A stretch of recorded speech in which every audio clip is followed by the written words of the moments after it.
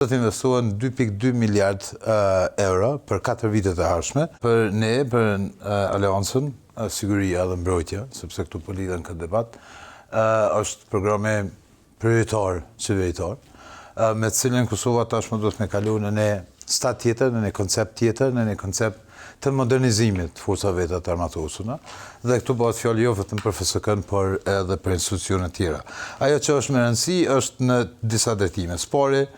buxheti për investime dhe për modernizim të plot të ushtrisë Kosovës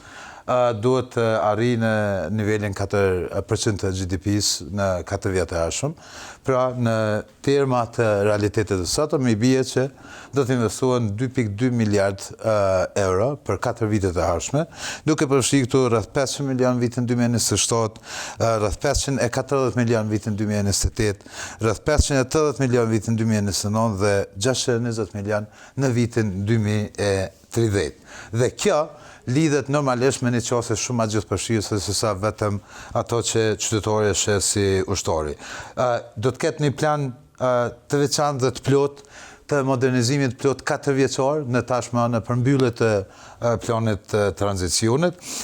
Do të investohet jashtëzakonisht shumë në industrinë e mbrojtjes e për këtë, pavarësisht se është fol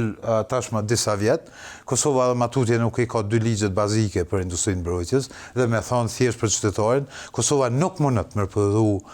në aspektin legal pajisje apo elementet që i duhen ushtrisë Kosovës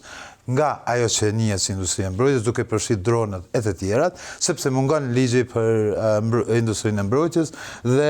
mungon ligji për mallra strategjike që lidhet me pajisjet për përdorim dyfisht e që janë pajisjet ushtarake. Në kuadër të këtij koncepti gjithëpërfshirës do të ketë edhe stërhimore për secilën komunë, veç e cila do të jetë e lidhur në gjitha institucionet e sigurisë dhe ato komunale, porse pjesë e rëndësishme e saj lidhet edhe Ministria e Mbrojtjes. Do të investojnë në mbrojtjen kibernetike, mbrojtjen e mendshme, e të tjera, pra ka edhe shumë elemente të